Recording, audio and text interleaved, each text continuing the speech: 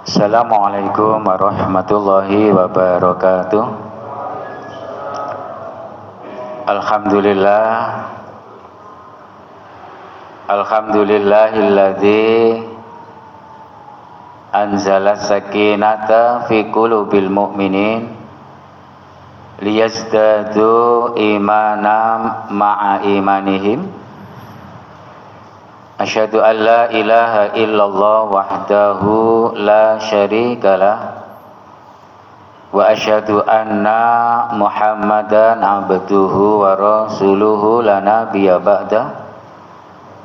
Allahumma sholli wa sallim wa barik ala Muhammad wa ala alihi wa sahbihi wa man tabi'ahum bi ihsanin ila yaumiddin. Amma ba'du, jamaah sholat subuh Masjid Al-Ikhlas yang dirahmati oleh Allah. Puja dan puji syukur senantiasa kita sampaikan kehadirat Allah atas limpahan karunia yang Allah berikan. Salah satu bentuk karunia yang Allah berikan kepada kita pagi hari ini, kita diberikan kesehatan untuk bisa melangkahkan kaki kita, melaksanakan ibadah sholat subuh secara berjamaah, sekaligus memenuhi tanggung jawab kita sebagai orang yang beriman, berkewajiban untuk menuntut ilmu. Diwajibkan bagi orang-orang beriman itu fardhotun, itu untuk menuntut ilmu. Mudah-mudahan apa yang kita lakukan ini menjadi dulangan atau investasi amal ibadah kita yang diterima di sisi Allah Subhanahu wa ta'ala. Sholawat dan salam mudah-mudahan senantiasa Allah limpahkan dan curahkan pada Nabi kita, Nabi teladan kita, baginda Muhammad Rasulullah Sallallahu Alaihi Wasallam.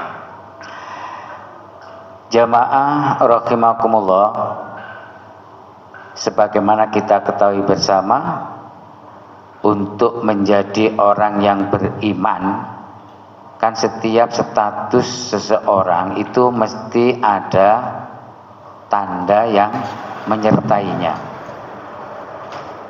Seorang suami, ya, itu juga ada tandanya bagi seorang istri, sudah punya surat nikah dan sebaliknya.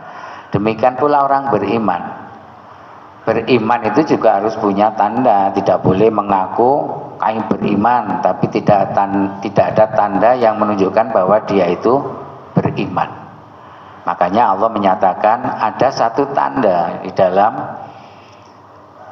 mewujudkan seseorang itu menjadi orang beriman, yaitu apabila dibacakan ayat-ayat Allah, keimanannya itu semakin bertambah. Surat Al-Anfal ayat 2 mengatakan innamal mu'minun idza dzukirallahu wajilat qulubuhum wa idza tuliyat alaihim zadatuhum imanan wa ala rabbihim yatawakkalun.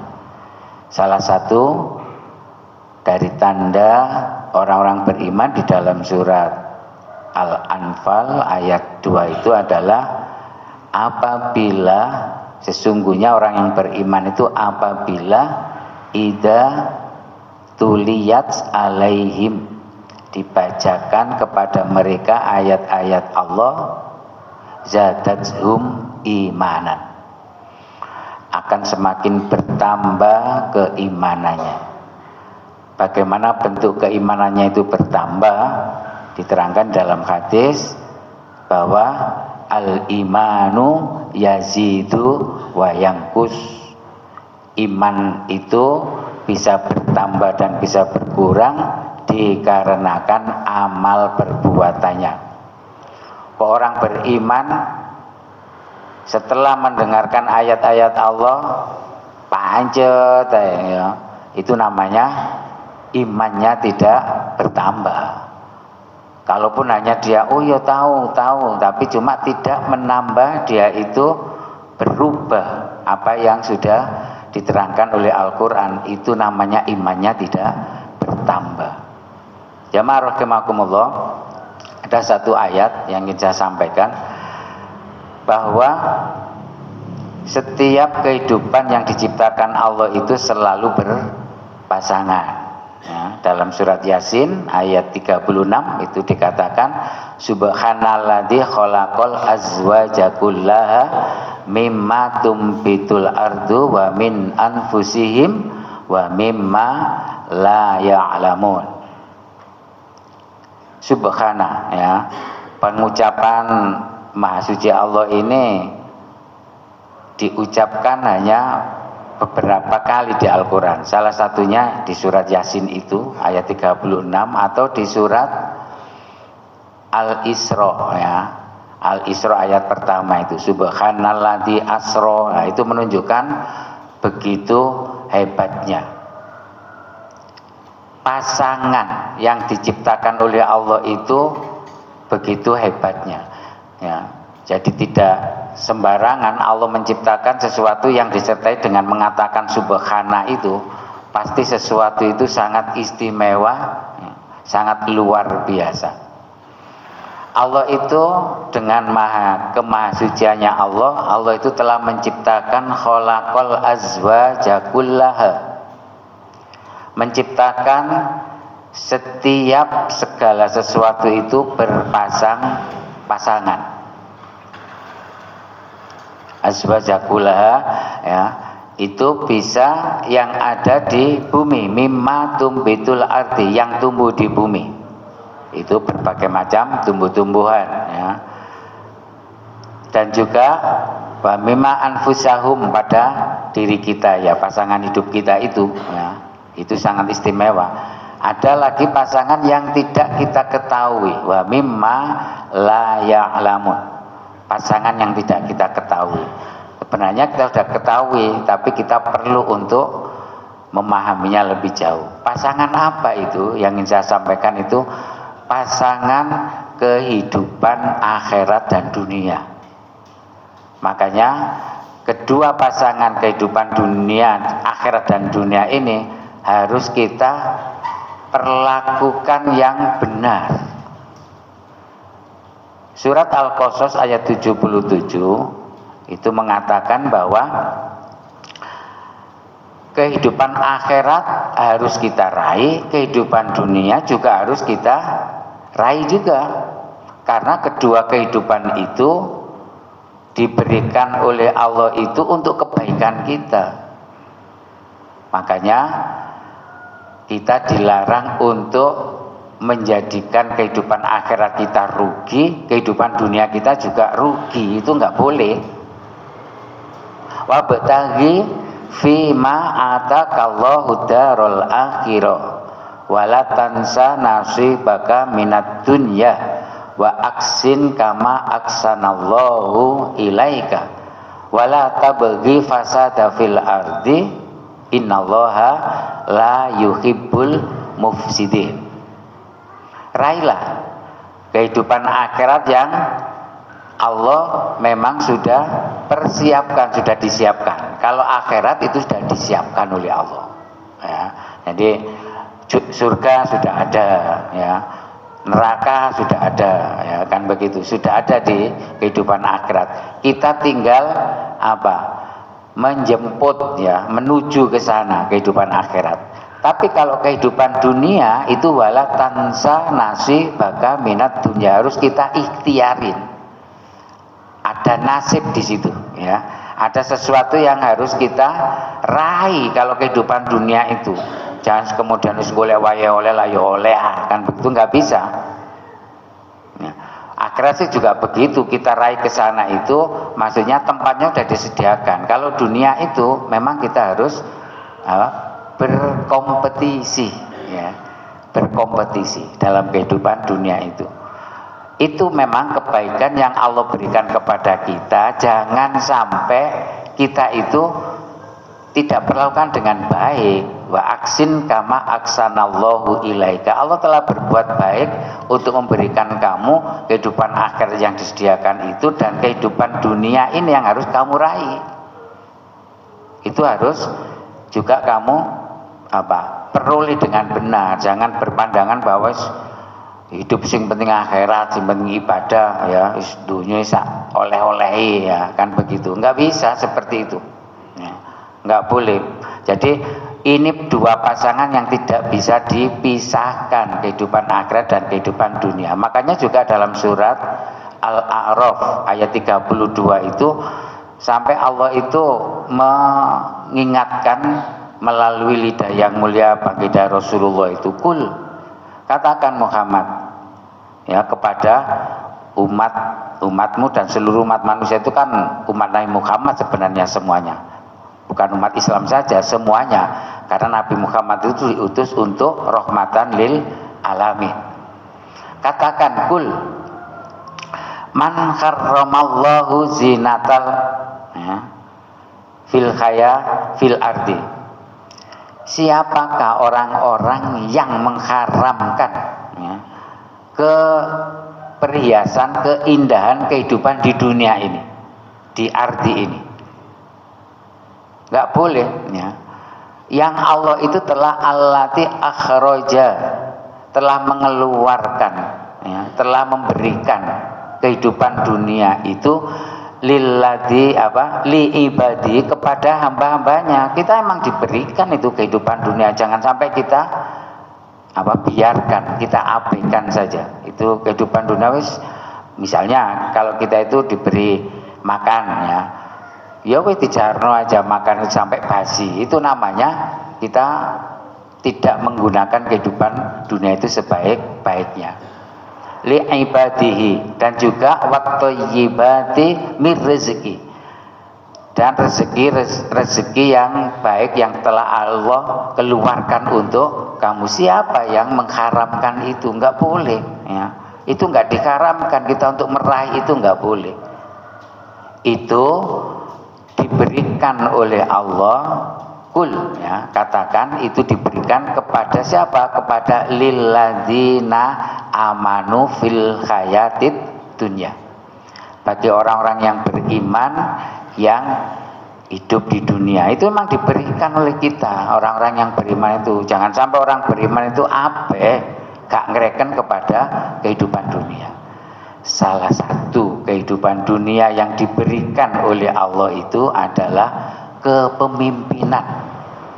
Makanya dalam surat Al-Baqarah ayat 30 itu dikatakan bahwa Allah itu menciptakan khalifah fil ardi, pemimpin, pengelola di muka bumi, raja di muka bumi. Harus ada yang ngatur. Lah bumi ini diciptakan Allah indah. Terus kalau tidak diatur, ya, tidak dikelola oleh seseorang, dirusak oleh Allah, dirusak oleh orang itu namanya tidak indah lagi. Makanya dari surat Al-Qasas tadi ayat 77 dikatakan wala tabghil fasada fil ardi. Jangan kamu buat kerusakan di muka bumi itu. Kenapa kamu bisa membuat kerusakan di muka bumi? Karena kamu tidak mampu mengelola, tidak mampu mengatur kehidupan di muka bumi. Nah, ini yang pentingnya kita di dalam berpolitik itu begitu. Makanya kalau ada orang beragama kok kemudian gak ngereken politik, percuma ikut politik, ya. Gak oleh apa-apa, tiwas tukaran tok, ya, masalah politik itu, ya. Itu pikirannya begitu. Itu politik yang mana? Itu pemahaman politik yang bukan syar'i. Yang politik syar'i nggak akan menimbulkan pertengkaran sama sekali, justru akan saling memberikan keberuntungan. Itu politik yang Islami. Kalau politik konvensional, ya memang seperti itu, ya eker-ekeran tok aja seperti itu. Ini. Ya.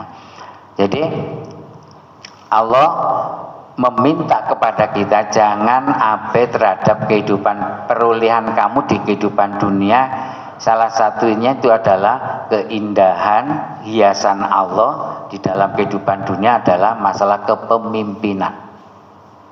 Suksesi kepemimpinan, kontestasi kepemimpinan itu perlu ya. Masa orang nggak ada yang mimpin ya opo ya. Rasulullah aja mengingatkan kalau kamu berjalan ya di sebuah gurun ya, kalau ada 3 orang tidak ada satu yang memimpin, nggak ketemu tempat yang dituju, melaku dewe-dewe. Pemimpin itu perlu ya. Pemimpin itu harus ya, tidak sekedar perlu, harus ada kepemimpinan itu, jangan ibadah saja. Jamaah rahimakumullah, satu ayat yang berkenan dengan kepemimpinan ini yaitu di dalam surat Al-Imran ayat 26 ya. Makanya itu harus tuh kepemimpinan itu ya. Qulillahumma ma tu'til mulka man tasya'u wa tanzi'ul mulka mimman tasya'. Jadi katakan ya bahwa wahai Tuhan kami, Allahumma, Tuhan kami yang apa? Yang malikul mulki ya, yang mempunyai kekuasaan, raja di raja itu ya. Tu'til mulka man tasya'u, engkau yaitu malikul mulki tadi, Allah itu ya, engkau adalah tu'til, yang memberi mulki, kerajaan, kekuasaan, mimman tasa, kepada siapa yang engkau kehendaki, wa tanzi'ul mulka mimman tasya, dan engkau mencabut kerajaan, kepemimpinan itu ya, kepada siapa yang engkau kehendaki. Ini ayat ini menunjukkan bahwa kepemimpinan itu harus ada, kan kita bermohon seperti itu ya. Jadi bermohon agar Allah itu apa, memberikan kerajaan kepada, kekuasaan ya kepada kita. Tapi itu yang dikehendaki Allah, tu'til mulka man tasya'u. Siapa pemimpin yang dikehendaki Allah itu? Wallahu yu'ti mulkahu mayyasha. Di dalam surat Al-Baqarah ayat 247 dikatakan, dan Allah itu akan memberikan kerajaan kepada siapa yang Dia kehendaki. Siapa itu? Yaitu innallaha astafahu alaikum ya. Dipilih oleh Allah orang yang akan menjadi penguasa itu ya, raja itu, pemimpin itu adalah orang-orang yang wazadahu bastotan fil ilmi wal jismi. Jadi kalau tidak begitu, nah, keindahan yang telah diberikan oleh Allah di kehidupan dunia itu namanya watanzi'u, dicabut oleh Allah ya, gak indah. Kalau pemimpin tidak mempunyai 2 syarat ini, mesti kehidupan yang namanya kontestasi kepemimpinan di dalam sebuah pengelolaan, di dalam sebuah negeri itu pasti tidak indah, dicabut oleh Allah, nggak indah. Nah itu seperti itu. Kenapa demikian? Karena kalau pemimpin itu tidak mempunyai ilmu ya, dan juga tidak mempunyai kekuatan jismi ya, terutama ilmu di situ ya, nggak takut pada Allah. Jadi 2 persyaratan itu kan begitu, wazadahu bastotan fil ilmi wal jismi. Diberikan keunggulan, orang yang dikehendaki Allah sebagai pemimpin itu diberikan keunggulan, yaitu bastotan fil ilmi, penguasaan ilmu yang mantap ya. Orang yang berilmu yang mantap itu bukan orang yang gelarnya apa, ngerentep, itu bukan. Soalnya banyak orang yang gelarnya ngerentep itu ternyata bisa dibodohin ya. Itu karena apa? Ya memang karena dia gak berilmu ya, menurut Al-Quran, orang berilmu itu bukan orang yang harus punya gelar. Punya gelar boleh ya, tapi kalaupun gelar itu tidak mengantarkan dia takut kepada Allah, itu namanya bukan orang berilmu ya.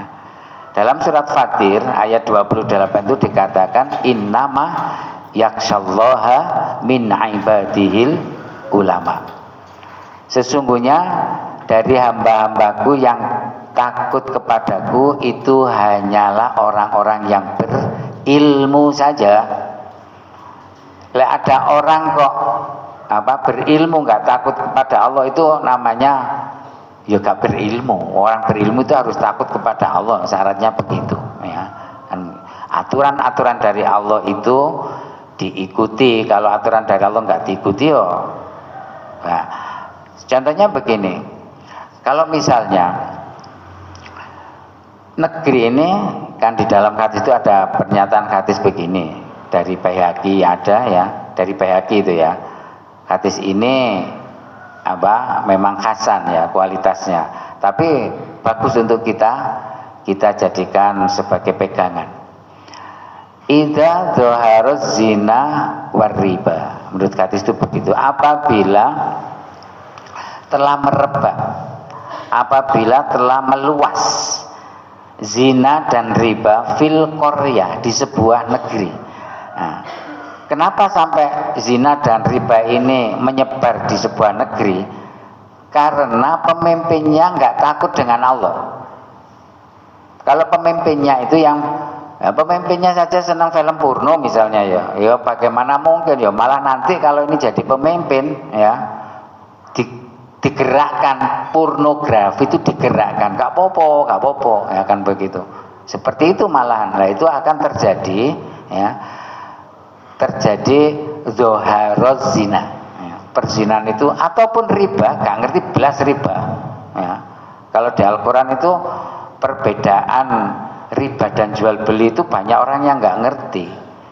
Makanya orang-orang yang gak takut kepada Allah, berarti dia menjadi temannya setan. Antara riba dan jual beli itu loh sama ya.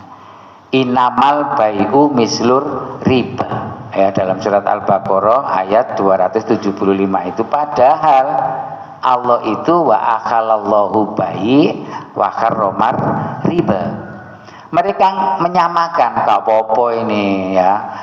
Jadi kalau kerja ya namanya saling menguntungkan, simbiosis mutualisme misalnya begitu ya.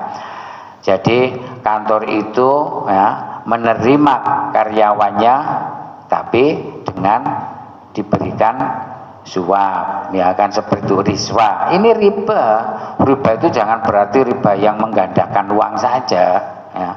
Ini kalau pemimpinnya nggak ngerti, merebak itu ya, merebak. Jadi tuku jabatan ya, tuku jabatan kalau pemimpinnya nggak ngerti kan, oh ini bekerja, ini menguntungkan, ini jual beli kan begitu. Soalnya pemimpinnya goblok, nggak ngerti masalah riba sama sekali ya, dipikir itu menguntungkan ya. Kamu kan butuh kerjaan, lah saya bisa memberikan pekerjaan itu karena saya sebagai kepala kan begitu. Nah, tapi kamu harus bayar kan begitu. Lah ini terjadi karena pemimpinnya nggak ngerti. Lah hadis itu mengatakan idza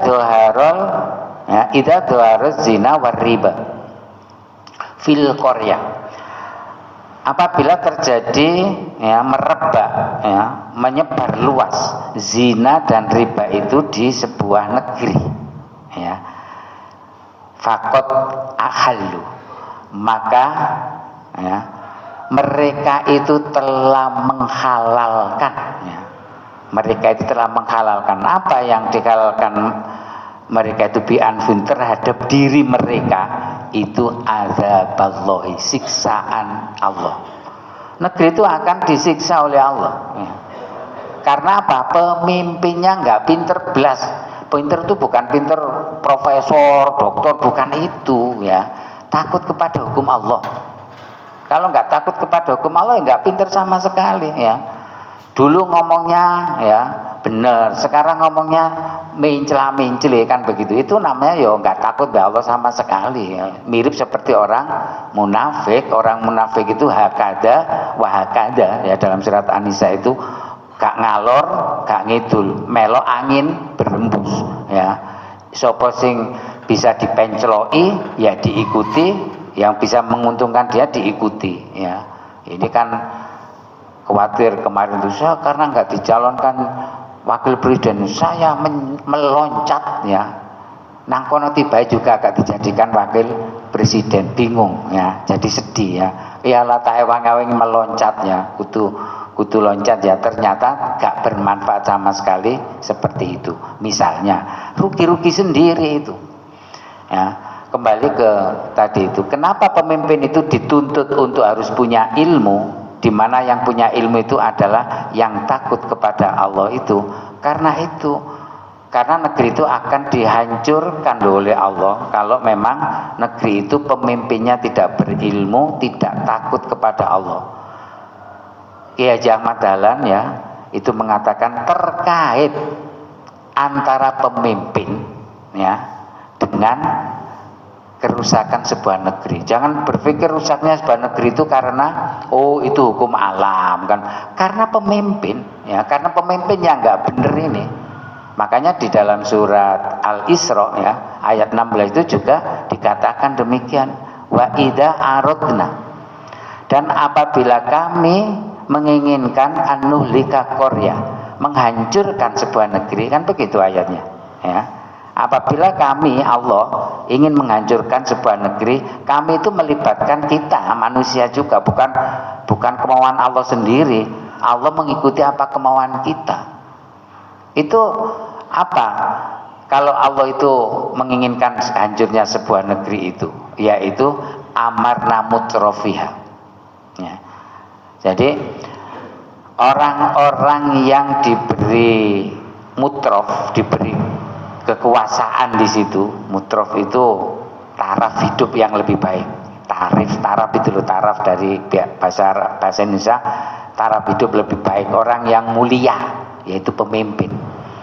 Itu diperintahkan Allah untuk amaronat, untuk mengikuti tuntunan-tuntunan Allah, perintah-perintah Allah. Ternyata dia fafasaku fiha, berbuat fasik, melanggar aturan-aturan Allah. Itu cara Allah menghancurkan negeri. Apa yang terjadi? Faqaqo alaihal qaul, maka apa? Hak Allah, ketetapan Allah itu akan terjadi. Apa yang ketetapan Allah itu terjadi? Yaitu di negeri itu dijadikan negeri yang fadamarnahu tadmiro, akan dihancur leburkan oleh Allah ya. Loh, buktinya nggak hancur lebur belas ya, sama sekali. Hancur lebur itu bukan seperti di kasusnya mana Palestina. Palestina itu kalau di genosida oleh Israel ya, itu hancur fisiknya ya, tapi tidak hancur kolbunya. Bisa jadi Indonesia ini tidak hancur fisiknya, tapi hancur kedaulatannya. Kita harus berbanding terbalik loh dengan kondisi Israel Palestina. Palestina itu gagah berani dia, walaupun hancur memang dibomi sampai kemarin itu kelihatan di media sosial itu sholat di bawah reruntuhan kubah itu ya. Jadi difoto kan ada seorang fotografer di situ ya, diingatkan kan begitu. Ada pernyataan begini, masjid bisa hancur kan begitu ya, masjid bisa roboh, tapi mereka tidak bisa mengambil iman kami. Kalau orang Indonesia kan kebalik ya, masjid bisa berdiri, bangunan bisa berdiri tegak, tapi iman kami terbeli. Itu bisa jadi, itu hancur namanya ya. Bisa jadi bangsa Indonesia ini kalau kita tidak hati-hati, kita itu sudah dibeli keimanan kita. Memang perkembangan struktur, perkembangan infrastruktur, berbagai macam bangunan itu berkembang, tapi keimanan kita mirip seperti apa yang disampaikan oleh Rasulullah ya.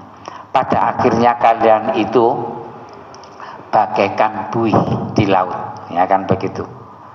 Apakah kami dalam keadaan minoritas ya Rasulullah? Enggak, kalian dalam keadaan mayoritas.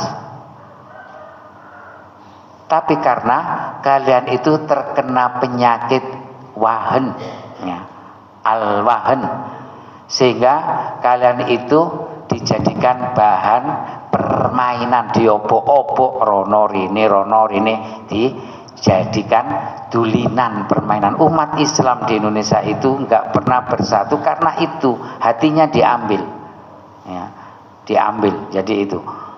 Sehingga apa? Kenapa kena penyakit wahan? Karena kita itu hubbud dunya, kecintaan kita kepada dunia itu berlebihan, dan juga wa karahiyatul maut, kita itu takut akan kematian. Itu yang sering disampaikan oleh Rasulullah. Tidak menutup kemungkinan bangsa kita ini walaupun mayoritas umat Islam itu terkena penyakit wahan. Itu sebagai peringatan kepada kita. Kembali, apa yang dituntut Allah mengendaki pemimpin itu adalah satu, yaitu wazadahu bastotan fil ilmi, mempunyai ilmu, dengan dia takut kepada Allah. Bagaimana orang itu bisa takut kepada Allah? Harus pinter agama. Makanya dalam hadis juga dikatakan may yuridillahu khairon, barang siapa yang dikehendaki oleh Allah itu menjadi orang yang baik, ya, itu yufaqihu fiddin, dia difahamkan kepada agama. Jangan sekedar memilih pemimpin itu ngaku Islam. Kalau ngaku Islam, banyak orang ngaku Islam tapi paham enggak dengan agama? Bagaimana dia sholatnya bener enggak, ya, wudunya bener enggak? Jangan hanya karena pencitraan saja kemudian kita, oh iya wong sholat ya, lepas adzan maghrib loh itu wudu ketok misalnya begitu ya. Itu enggak bisa menjamin itu, lebih-lebih wudune keliru misalnya gitu ya. Wong membasuh tangan gak sampai siku, ya membasuhnya hanya sebatas di ketok wudu gitu doa aja. Itu kan nggak benar, itu nggak yufaqihu fiddin, lebih-lebih yang lain, ya. Itu makanya kita harus hati-hati. Itu Islam, yang penting Islam juga harus diikuti dengan keilmuannya. Makanya diperintahkan bagi orang Islam itu jangan Islam formalitas, dalam surat Al-Baqarah ayat 208 itu ya. Jangan Islam itu formalitas, Islam itu harus totalitas. Ya ayyuhalladzina amanu dakhulu fis silmi kafah, ya, itu. Yang kedua, sebagai pemimpin yang ini kita harus ikut ambil bagian di dalam kontribusi dalam kepemimpinan itu. Persyaratan seorang pemimpin itu adalah dia itu mempunyai kekuatan jismi, mempunyai kekuatan fisik, ya. Jamaah rahimakumullah, kekuatan fisik itu, ya, tidak gagah perkasanya itu orang enggak, ya. Kita bisa lihat ya Bilal, ya. Bilal itu kecil loh, ya. Bilal itu kecil. Jadi tapi dia kuat. Fisiknya itu kuat. Waktu disiksa oleh tuannya, ya, dicambuk, ditindih batu, ya. Itu enggak ngelemper dia, ya, kuat. Ternyata kekuatan Bilal pada waktu itu, Bilal bin Rabah itu bukan karena fisiknya yang kecil itu, bukan, ya. Tapi karena jiwanya yang kuat. Ditindih batu, ya. Kemudian dia mengatakan Allahu Ahad, kan begitu, ya. Kalau kamu tetap mengatakan begitu Bilal, kami tidak akan pernah henti-hentinya untuk menyiksa kamu. Tetap mengatakan Allahu Ahad. Kemudian Abu Bakar melihat kondisi itu, dibeli oleh Abu Bakar, ditebus, ya, itu kan budak waktu itu, ditebus. Rasulullah sampai mengatakan barang siapa yang menebus para budak kemudian menjadi orang yang beriman itu dijamin surga. Itu dibeli mahal sekali Bilal waktu itu oleh Abu Bakar itu. Habis hartanya, hampir separuh dari hartanya Abu Bakar itu untuk membeli Bilal. Orangnya kecil, tapi dia fisiknya kuat. Ya. Termasuk di surat Al-Baqarah 247. Tolut itu adalah Nabi Daud. Ya. Tolut itu orangnya kecil, ya. Tapi dia lincah, kuat, berilmu. Ya. Jadi dia mempunyai kemampuan yang sangat tinggi. Itu jadi kekuatan fisik itu diimbangi atau bahkan dimunculkan itu dari kekuatan jiwa, ya. Kalau jiwanya itu nggak kuat, fisiknya tidak akan kuat segede apapun orangnya, tapi kalau jiwanya itu kerdil, kan ada kan ya, orangnya kerdil tapi jiwanya besar. Ada orangnya itu besar tapi jiwanya kerdil, ya. Itu namanya kerdil, itu nggak kuat, itu maksudnya kan begitu. Kita umat Islam dituntut begitu, ya. Makanya di dalam surat Al-Imran, ya, ayat 140 itu, ya, orang Islam itu harus mempunyai prinsip wa antumul a'launa in kuntum mu'minin.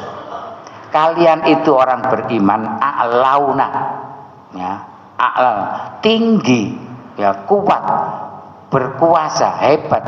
Kalau kamu mengaku orang beriman begitu, jangan kamu walatahinu walatahzanu, jangan kamu tuh merasa rendah, ya. Jangan merasa tidak punya peran sama sekali. Harus punya peran, harus punya kekuatan yang tinggi. Itu orang beriman itu harus begitu. Makanya kalau seperti ini, seperti orang-orang di Palestina itu, pasukan Hamas, Mujahidinnya Al-Qassam itu, Israel itu, ya, Israel itu nggak berkutik. Itu kan informasi aja yang dibombardir. Sebenarnya Israel itu kalah, ya, kalah. Jadi cuma informasi itu dibalik aja. Informasi sekarang kan yang menguasai mereka, kan seperti itu. Nah, kenapa? Karena orang-orang Palestina ini mempunyai jiwa yang besar, ya, mempunyai a'launa, mempunyai jiwa yang tinggi. Dia tidak mau menyerah, ya, sedikit pun. Ini tuntutan kita, pelajaran bagi kita umat Islam di Indonesia. Seandainya nanti kan diprediksi beberapa tahun, 10 tahun ke depan, ya, Indonesia ini akan dibombardir juga, akan jadi tempat peperangan antara negara-negara besar yang untuk memperebutkan di Indonesia sendiri. Dan kita orang beriman kalau mulai sekarang tidak hati-hati seperti itu ada di mana itu, informasi itu ada di mana, di penelitian peta politik itu, ya, itu ada. Jadi ini digambarkan nanti 10 atau 20 tahun ke depan, 2035 itu Indonesia itu akan menjadi tempat peperangan antara negara-negara adik kuasa Amerika, Cina dan sebagainya itu untuk memperebutkan Indonesia. Kita tidak ingin seperti itu, ya. Kita persiapkan diri kita. Mayoritas kita adalah umat beriman. Jangan sampai kita merasa rendah diri, dan jangan sampai kita merasa sedikit harus berkuasa. Kita jadikan, ya, semangat motivasi saudara-saudara kita di Palestina itu untuk memacu kehidupan kita. Dengan tentunya harus kita pilih pemimpin ke depan itu pemimpin yang sesuai dengan tuntunan syariat yang tadi itu, sehingga dia itu takut kepada Allah, mengelola negeri ini dengan mengikuti tuntunan dari Allah Subhanahu wa Ta'ala. Kurang lebih itu yang bisa saya sampaikan. Mudah-mudahan sedikit ini bisa menjadikan bahan introspeksi pada kita, ya.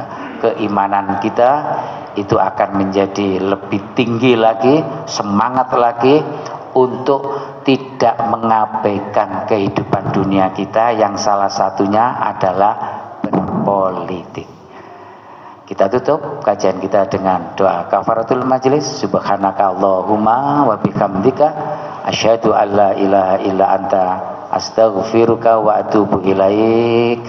Alhamdulillahirabbil alamin wabillahi taufiq wal hidayah. Wassalamualaikum warahmatullahi wabarakatuh.